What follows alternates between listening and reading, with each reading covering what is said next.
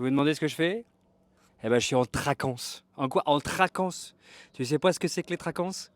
C'est la contraction entre des vacances et le travail. Tu as de plus en plus de personnes qui font ce genre de truc. C'est un thème qui vient d'arriver, c'est nouveau, c'est à la mode. Parce qu'avec les nouveaux modes de travail, justement, on peut travailler de chez soi, on peut télétravailler, mais malheureusement, on peut aussi travailler en vacances. Les pieds dans l'eau ou dans la piscine. Alors, qu'est-ce que je pense des tracanceurs ou des tracanciers? Je sais pas bien comment on dit.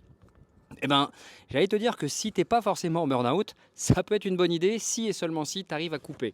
Ça veut dire quoi? Si tu arrives à faire la part des choses, tu as des gens qui sont super productifs quand ils sont les pieds dans l'eau, quand ils sont à la plage, quand ils sont dans des environnements qui les inspirent.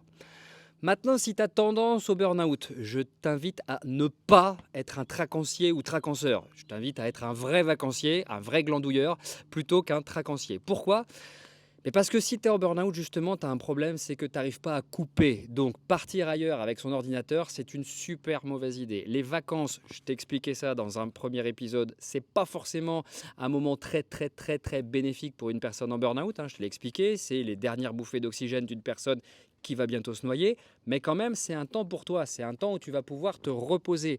Donc, si tu continues à garder le schéma qui n'arrête jamais de je travaille, je travaille, je travaille, je travaille, même si tu as les pieds dans l'eau, tu gardes ton cerveau dans le travail. Et ça, il faut absolument apprendre à couper. Il faut absolument apprendre à cloisonner tes différents moments de vie. Tu as un moment de ta vie où tu es un professionnel. Il y a un moment donné de ta vie où tu es un mari ou une femme. Il y a un moment de ta vie où tu es un frère, une sœur, un papa, une maman. Il y a peut-être que tu es amateur de violoncelle, de fléchettes acrobatiques, naturiste. On s'en fout.